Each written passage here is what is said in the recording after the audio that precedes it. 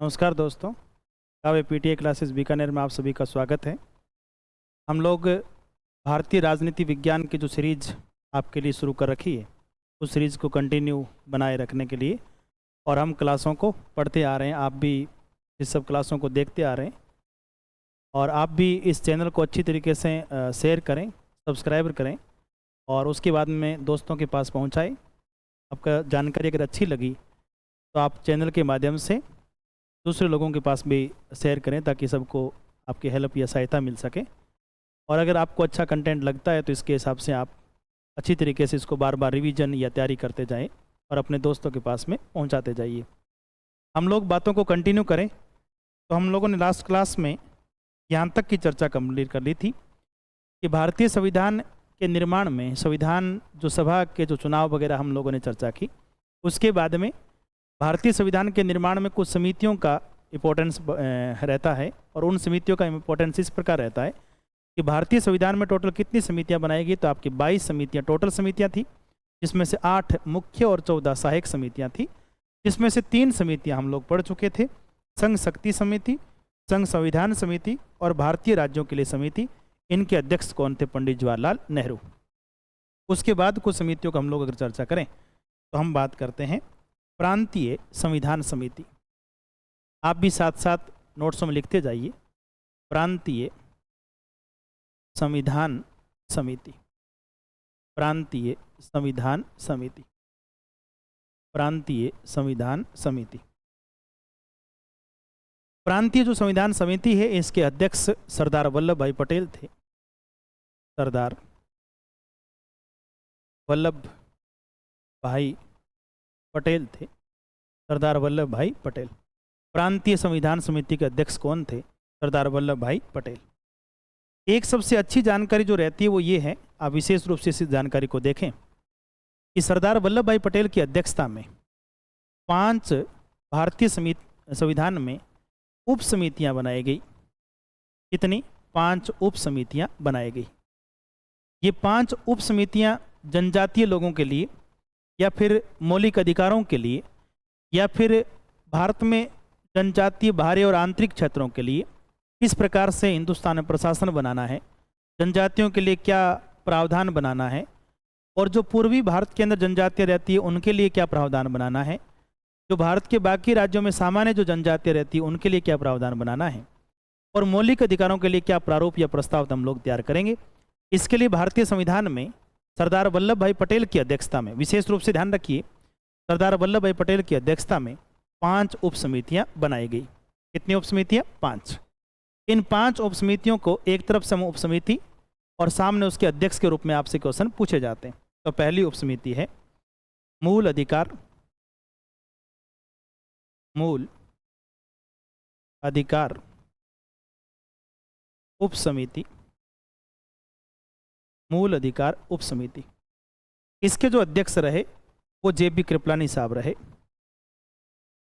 JB Kripalani रहे। विशेष रूप से आप लोग अध्यक्षों को ध्यान रखें, समिति को भी विशेष रूप से ध्यान रखें।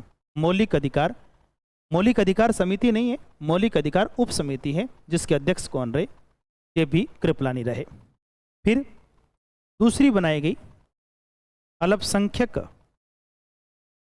अल्पसंख्यक उप समिति बनाई गई और अल्पसंख्यक उप समिति के जो अध्यक्ष रहे वो HC मुखर्जी रहे। कौन रहे? HC मुखर्जी। अल्पसंख्यक उप समिति बनाई गई। फिर अगर हम लोग बात करें अनुसूचित जनजातीय उप समिति जो बनाई गई, उप समिति जो बनाई गई, ये जो अनुसूचित जनजातीय उप समिति बनाई गई ये बाहरी क्षेत्र के लिए बनाई गई, जिसमें से असम को छोड़ा गया था। असम के अलग इसको लेकर के बनाया गया था, असम के अलग इस समिति को बनाया गया, अनुसूचित जनजातीय उप समिति।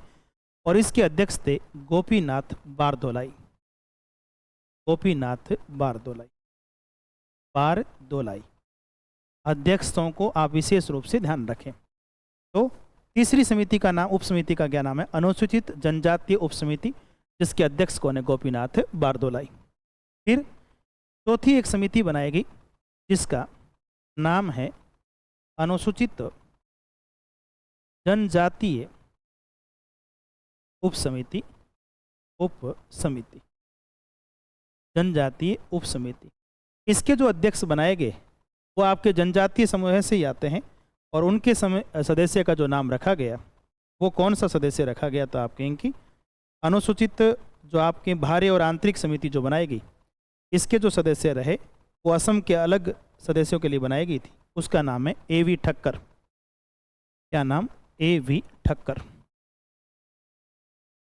तो ध्यान रखें, हम कितनी उपसमितियों की बात करेंगे? 5 उपसमितियों की बात करेंगे, जिसमें से पहली कौन सी है, तो मौलिक अधिकार उपसमिति, जिसके अध्यक्ष J.B. कृपलानी। दूसरी है अल्पसंख्यक उपसमिति, जिसके अध्यक्ष है H.C. मुखर्जी। और तीसरी है अनुसूचित जनजातीय उपसमिति, जो असम के साथ में रखना है, उसके अध्यक्ष है गोपीनाथ बारदोलाई। एक बाहरी और आंतरिक, मैं दोबारा बता रहा हूँ, आपको ध्यान से सुनना है, बाहरी व आंतरिक जनजातीय उपसमिति या फिर अनुसूचित जनजातीय बाहरी व आंतरिक उपसमिति कह सकते हो। इनके अध्यक्ष कौन बने? A.V. ठक्कर बने। कौन बने अध्यक्ष? A.V. ठक्कर साहब बने। फिर हमने उत्तर पश्चिम सीमांत एक जनजातीय क्षेत्र उपसमिति और बनाई, मैं यहीं लिख देता हूं, उत्तर पश्चिम सीमांत जनजातीय एक क्या बनाई गई? उपसमिति बनाई गई। उपसमिति बनाई गई। तो ध्यान रखना, भारतीय संविधान के निर्माण हेतु कितनी उपसमितियां बनाएगी? तो आपके 5 उपसमितियां बनाएगी, और 5 उपसमितियों का विशेष रूप से ध्यान रखना, जिनके सर्वोपरि या फिर सुप्रीमो जो आपके चेयरपर्सन रहेंगे वो तो सरदार वल्लभ भाई पटेल थे। तो ध्यान रखना, सरदार वल्लभ भाई पटेल किस समिति के अध्यक्ष थे? प्रांतीय संविधान समिति के। और फिर इन्हीं की अध्यक्षता में 5 उपसमितियां संविधान बनाई गई। यहाँ से क्वेश्चन बहुत बार एग्जाम में आते हैं, विशेष रूप से ध्यान रखना। मौलिक अधिकार उपसमिति J.B. कृपलानी, अल्पसंख्यक उपसमिति S.C. मुखर्जी, अनुसूचित जनजातीय उपसमिति जो असम को लेकर के गोपीनाथ बारदोलाई, और अनुसूचित जनजातीय उपसमिति जो आंतरिक और बाहरी को लेकर के बनाएगी, उसके अध्यक्ष है A.V. ठक्कर साहब। ये ध्यान रखना, A.V. ठक्कर साहब। और फिर उत्तर पश्चिम सीमांत एक जनजातीय उपसमिति और बनाएगी। तो कितनी उपसमितियां हो गई? 5। आगे चलते हैं। एक प्रॉपर मूल अधिकार उपसमिति नहीं, समिति बनाएगी, और इसके अध्यक्ष भी कौन थे? सरदार वल्लभ भाई पटेल। सरदार वल्लभ भाई पटेल थे। सरदार वल्लभ भाई कौन थे? पटेल। कई बार हमें कंफ्यूज करता है कि मौलिक अधिकार उपसमिति के अध्यक्ष J.B. कृपलानी और मौलिक अधिकार समिति के अध्यक्ष कौन थे? तो सरदार वल्लभ भाई पटेल। तो ध्यान रखें, जिसके अध्यक्ष J.B. कृपलानी थे वो मौलिक अधिकार सब कमेटी यानी उप समिति है, और जिसके अध्यक्ष सरदार वल्लभ भाई पटेल थे वो मूल अधिकार समिति है। तो ये विशेष रूप से आप लोग अच्छी तरीके से इसको याद रखेंगे। फिर हम ये कहेंगे कुछ समितियां और बनाएगी, जैसे प्रक्रिया व नियम समिति। प्रक्रिया व नियम समिति, तो इसको आप यूं याद रखें कि संविधान की प्रक्रिया कौन बनाएगा, या संविधान निर्माण की प्रक्रिया, प्रोसीजर या नियम कौन बनाएगा? रूल जो कमेटी है, रूल ऑफ रेगुलेशन जो कमेटी है, उसके अध्यक्ष कौन होंगे? वही होंगे जो संविधान निर्माण के रूप में अध्यक्षता कर रहे हैं। तो संविधान निर्माण के रूप में अध्यक्षता आपको किसको बताया? डॉक्टर राजेंद्र प्रसाद। और संविधान सभा जो विधायिका या संसद के रूप में भूमिका अदा कर रही थी, तब उसकी अध्यक्षता कौन कर रहे थे? G.V. मावलकर। तो यहाँ इसके अध्यक्ष कौन माने जाएंगे? तो आपके यहाँ जो अध्यक्ष माने जाएंगे वो सरदार वल्लभ भाई, सॉरी आपके कि यहाँ जो अध्यक्ष रहेंगे वो रहेंगे डॉक्टर राजेंद्र प्रसाद। डॉक्टर राजेंद्र प्रसाद, विशेष रूप से आप लोग ध्यान रखें। तो प्रक्रिया व नियम समिति का अध्यक्ष कौन है? डॉक्टर राजेंद्र प्रसाद। एक और समिति जिसका नाम है संचालन समिति, और संचालन समिति के अध्यक्ष कौन है? तो आप कहेंगे डॉक्टर राजेंद्र प्रसाद।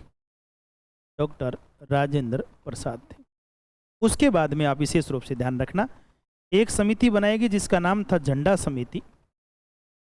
झंडा समिति, और इसके अध्यक्ष भी कौन? तो आप कहेंगे डॉक्टर राजेंद्र प्रसाद।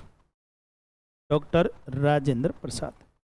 कई बार हमें बहुत कंफ्यूज करने के लिए, या फिर एग्जामिनर इस प्रकार की टर्मोलॉजी को यूज करता है कि हमें झंडा समिति देता है और उसके आगे अध्यक्ष JB कृपलानी लिखा हुआ मिलता है, तो हम जल्दबाजी में उसी पर टिक करके आते हैं। जबकि विशेष रूप से आप ध्यान रखें कि हमारे भारतीय संविधान के अंदर जिस समितियों को लेकर हम लोग चर्चा कर रहे हैं, उनकी आप विशेष रूप से ये ध्यान रखना कि भारतीय जो संविधान सभा है उसमें कुछ समितियां जो हम लोग पढ़ रहे हैं, मौलिक अधिकार समिति जिसके अध्यक्ष सरदार वल्लभ भाई पटेल है, जो कि मौलिक अधिकार उप समिति का नाम आए तो आपको JB कृपलानी करके आना है।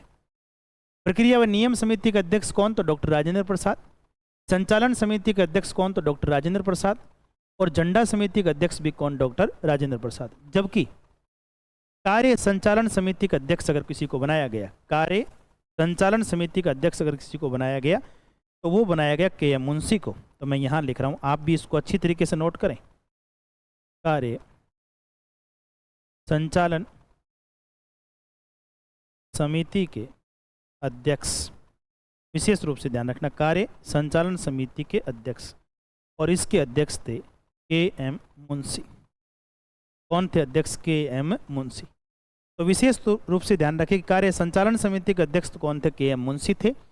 और संचालन समिति के अध्यक्ष कौन थे? तो आप विशेष रूप से ध्यान रखिए, डॉक्टर राजेंद्र प्रसाद थे। हम लोग भारतीय संविधान सभा की जो रूपरेखा उसमें कुछ समितियों की चर्चा कर रहे हैं, और समितियों को लेकर के हम लोग अलग अलग समितियों को पढ़ रहे हैं। उसके बाद अगर हम लोग बात करें तो एक झंडा समिति जो ये है, इसको एक नाम और भी दिया जाता है जिसका नाम है राष्ट्र ध्वज तदर्थ समिति। इसी का दूसरा नाम है, आप विशेष रूप से ध्यान रखिए, चाहे तो राष्ट्र ध्वज तदर्थ समिति कह सकते हैं और या फिर इसे क्या कह सकते हैं? झंडा समिति कह सकते हैं। आप कैसे याद रखेंगे कि भारतीय जो झंडा है तिरंगा, उसे 22 जुलाई 1947 को भारतीय संविधान में अपनाया गया। वो जो झंडा समिति स्थायी बनी थी उसके अध्यक्ष बिल्कुल JB कृपलानी हैं, और ये आप अच्छी तरीके से वर्ड्स को पकड़ रहे हैं। तो राष्ट्र ध्वज तदर्थ समिति, तदर्थ का मतलब होता है एडोक समिति जो बनाई गई थी, या झंडा समिति जिसको अस्थायी कह सकते हैं, उसके अध्यक्ष कौन? डॉक्टर राजेंद्र प्रसाद।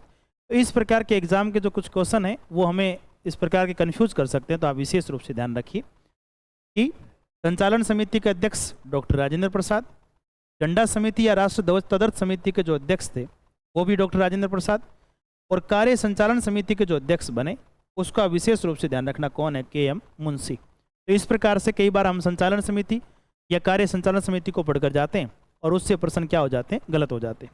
फिर हम आगे चलें तो एक समिति भारतीय संविधान में बनाएगी जिसका नाम था आवासीय समिति। आवासीय समिति, होम कमेटी जो बनाएगी आवासीय समिति, इसके अध्यक्ष थे पट्टाभी सितार मैया। पट्टाभी सितार मैया। विशेष रूप से ध्यान रखना कि पट्टाभी सितार मैया कांग्रेस के बहुत बड़े दिग्गज व्यक्ति थे। डॉक्टर सुभाष चंद्र बोस के सामने ये चुनाव हार जाते हैं।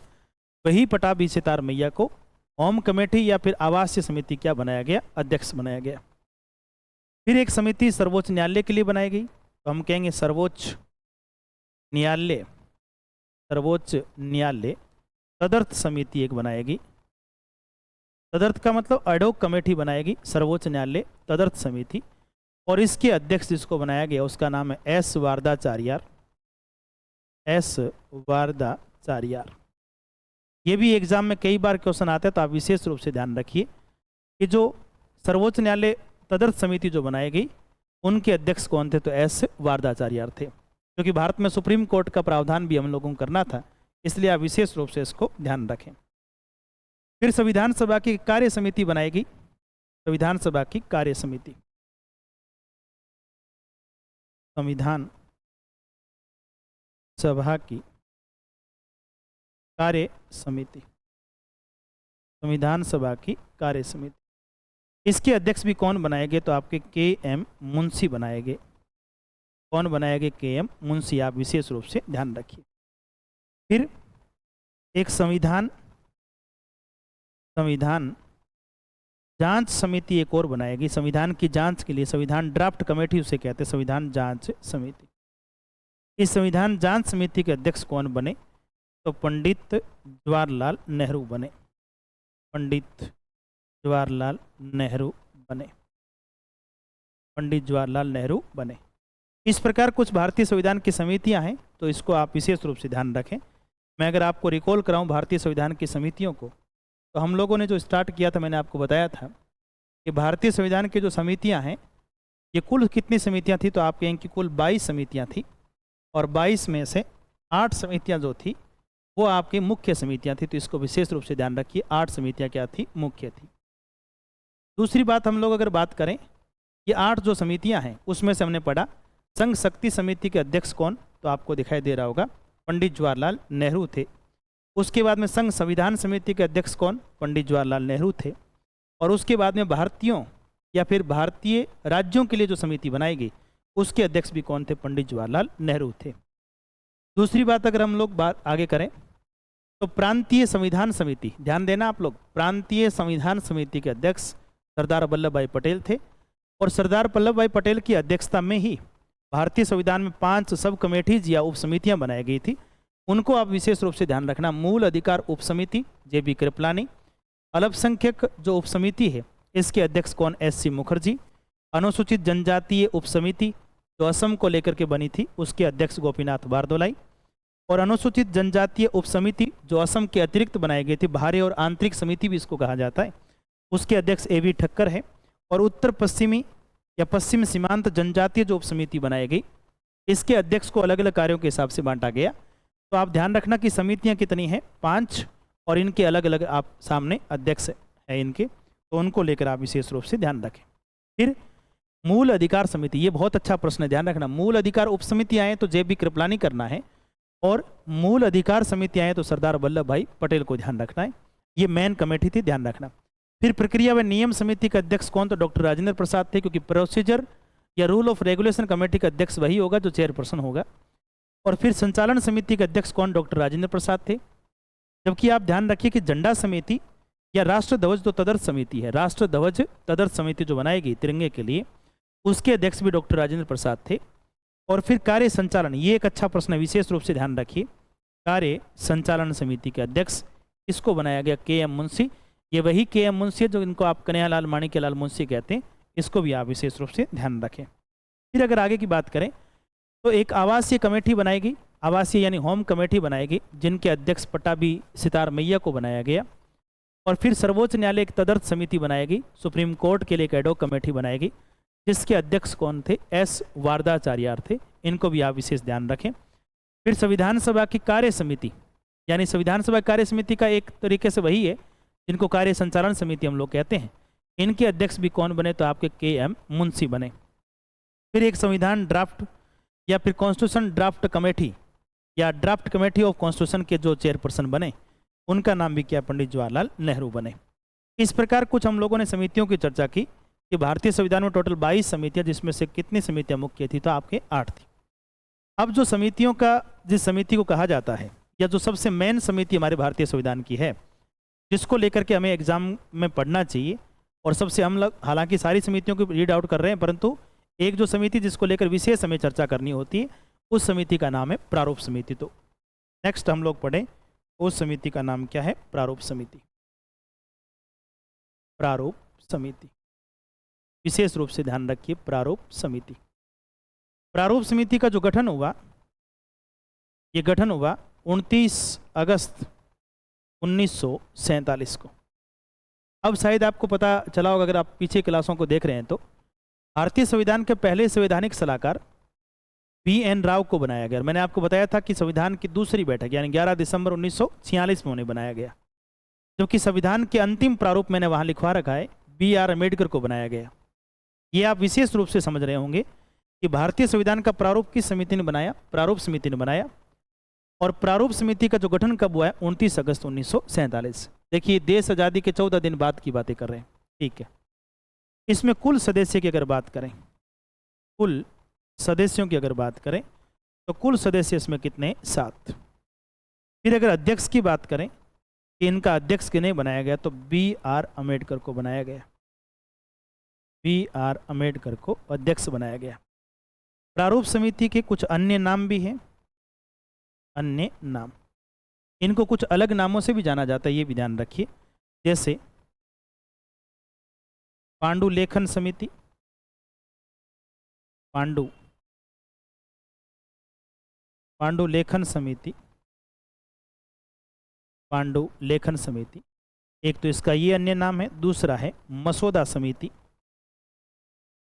मसौदा समिति, मसौदा समिति। कई बार इसको इंग्लिश में क्या कहते हैं तो आपके ड्राफ्ट कमेटी कहते हैं, ड्राफ्ट कमेटी भी कहा जाता है। तो draft committee of Indian constitution किसको कहा जाता है? ड्राफ्ट कमेटी या प्रारूप समिति का ये इंग्लिश में नाम है। तो प्रारूप समिति गठन कब हुआ? 29 अगस्त 1947 को हुआ। और प्रारूप समिति में कुल कितने सदस्य थे? तो आपके 7 सदस्य थे, जिनमें अध्यक्ष कौन थे? B R Ambedkar. और बी आर अम्बेडकर सहित अगर बात करें तो 1 प्लस कितने हो जाएंगे? 6, यानी टोटल कितने हो जाएंगे? 7। विशेष ध्यान रखें इसमें 1 प्लस कितना ध्यान रखना है आपको? 6। अध्यक्ष आप जानते ही कौन किन को बनाया गया? तो बी आर अम्बेडकर को बनाया गया। और अन्य नाम क्या क्या है? तो इसको पांडुलेखन समिति कहते हैं, मसौदा समिति कहते हैं, ये एग्जाम में कई बार भी आया है, और इसको ड्राफ्ट कमेटी भी कहा जाता है। अब एक प्रश्न ये आता है कि प्रारूप समिति का कार्य क्या था? प्रारूप समिति का कार्य, तो विशेष रूप से आप लोग ध्यान रखें कि प्रारूप समिति का जो कार्य है, प्रारूप समिति का कार्य ये है संविधान का प्रारूप बनाना, संविधान का प्रारूप बनाना, प्रारूप तैयार करना, संविधान का प्रारूप तैयार करना। विशेष रूप से आप लोग ध्यान रखिए कि प्रारूप समिति का काम क्या है? तो प्रारूप संविधान का क्या तैयार करना? प्रारूप तैयार करना।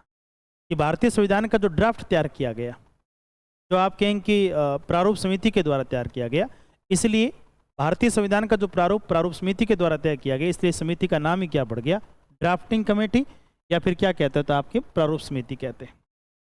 अब इस प्रारूप समिति को लेकर अगर हम बात करें तो सबसे पहले बी आर अम्बेडकर को लेकर चर्चा करें, क्योंकि बी आर अम्बेडकर की चर्चा जो है वो संविधान में पूछी जाती है, और आपके तो सिलेबस में स्पेशल बी आर अम्बेडकर का संविधान में योगदान भी लिखा हुआ है, तो वहाँ भी हम अलग से चर्चा करेंगे। परंतु प्रारूप समिति में बी आर अम्बेडकर के चुनाव के लेकर के चर्चा चलती है कि बी आर अम्बेडकर का पहली बार चुनाव कहाँ से हुआ, फिर कहाँ से संविधान सभा में सदस्य बने रहे, तो उस पर हम लोग चर्चा करेंगे।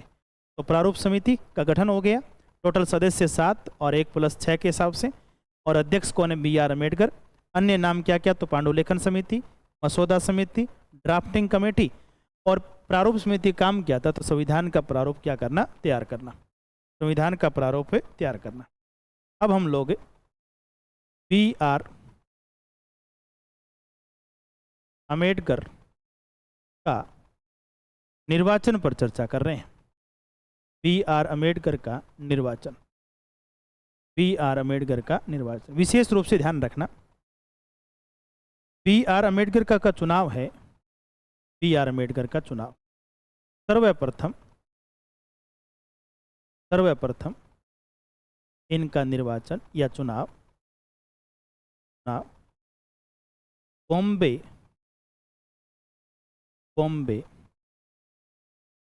प्रेसिडेंसी से हुआ, बॉम्बे प्रेसिडेंसी से हुआ, बॉम्बे प्रेसिडेंसी से हुआ, लेकिन चुनाव हार गए, लेकिन चुनाव हार। विशेष रूप से ध्यान रखें, लेकिन क्या करके चुनाव हार गए। बॉम्बे प्रेसिडेंसी की पूना सीट से चुनाव इन्होंने लड़ा, परंतु चुनाव हार गए, तो फिर सीट वहां से क्या हो गई? खाली हो गई। दूसरी बात हम लोग अगर करें कि बी आर अम्बेडकर का जो दूसरी बार निर्वाचन करवाया गया, वो करवाया गया था पश्चिम बंगाल के जयसुर कुलना क्षेत्र से, जयसुर कुलना सीट से, जयसुर कुलना सीट से निर्वाचन हुआ। और जयसुर कुलना सीट कहाँ पड़ती है? तो आप कहेंगे ये है पश्चिम बंगाल में, पश्चिम बंगाल में। अब एक प्रश्न एग्जाम में ये आता है कि बी आर अम्बेडकर का पहला चुनाव कहाँ से हुआ? तो बॉम्बे प्रेसिडेंसी से चुनाव तो हुआ, परंतु चुनाव हार गए। जब चुनाव लड़ा गया, चुनाव हार गए, तो उसका कोई औचित्य नहीं रहा। तो फिर इनका चुनाव कहाँ से हुआ? जयसुर कुलना सीट से हुआ। और जयसुर कुलना सीट अभी उस समय कहाँ? तो आपके पश्चिम बंगाल में है, जयसुर कुलना क्षेत्र। तो यहाँ से इनका चुनाव हुआ। तो हमारे लिए जो प्रश्न बनता है वो प्रश्न सबसे इंपॉर्टेंट यही बनता है, इसको विशेष रूप से ध्यान रखिए। मैं नोट डाल के लिख रहा हूँ, बी आर अम्बेडकर का संविधान सभा संविधान सभा हेतु, B.R. अम्बेडकर का संविधान सभा हेतु सर्वप्रथम निर्वाचन पश्चिम बंगाल से हुआ।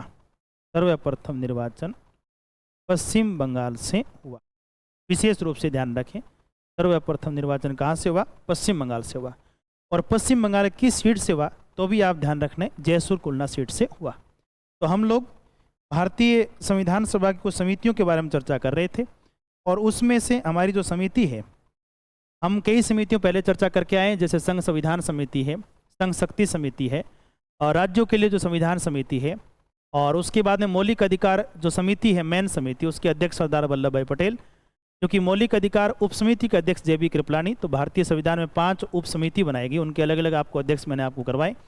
और उसके बाद में कार्य संचालन समिति या फिर संचालन समिति, प्रक्रिया नियम समिति, राष्ट्र ध्वज तदर्थ समिति या झंडा समिति, या फिर आवासीय समिति, या फिर सर्वोच्च न्यायालय समिति, इस प्रकार कुछ समिति, जैसे संविधान निर्माण की कार्य समिति, तो हम लोग चर्चा करके आए। और भारतीय संविधान में टोटल समितियाँ कितनी थी? 22 में से मुख्य कितनी थी? 8। अब जिस समिति पर हम लोग चर्चा कर रहे हैं उस समिति का नाम क्या? प्रारूप समिति। और इसका गठन कब हुआ? 29 अगस्त 1947 को इसका गठन हुआ।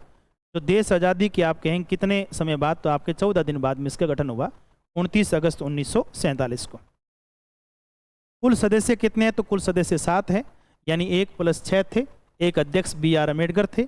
और इस समिति का अन्य नाम क्या? तो इसे पांडुलिखन समिति कहते हैं, मसौदा समिति कहते हैं, और ड्राफ्टिंग कमेटी कहा जाता है। इस समिति का काम क्या था? तो संविधान का प्रारूप तैयार करना था, ये विशेष रूप से ध्यान रखना। फिर इस प्रारूप समिति में जो सबसे बड़ा कॉन्सेप्ट रहता है कि B.R. अम्बेडकर के चुनाव को लेकर के रहता है। तो इनको आप विशेष रूप से ध्यान रखिए, मैं थोड़ा आपको रिवीजन करवा देता हूँ कि B.R. अम्बेडकर का जो निर्वाचन है, इनका सर्वप्रथम जो निर्वाचन हुआ वो बॉम्बे प्रेसिडेंसी से हुआ, लेकिन चुनाव क्या कर गए थे? हार गए थे। जब चुनाव ही हार गए तो सीट का कोई औचित्य नहीं रहा। फिर जयसुर कुलना सीट से निर्वाचन हुआ, और जयसुर कुलना कहाँ पड़ता है? तो आपकी पश्चिम बंगाल में। पश्चिम बंगाल से ये निर्वाचित हुए और संविधान सभा में पहुँचे। तो ध्यान रखना कि B.R. अम्बेडकर का संविधान सभा हेतु प्रथम निर्वाचन कहाँ से हुआ? तो आपके पश्चिम बंगाल से हुआ।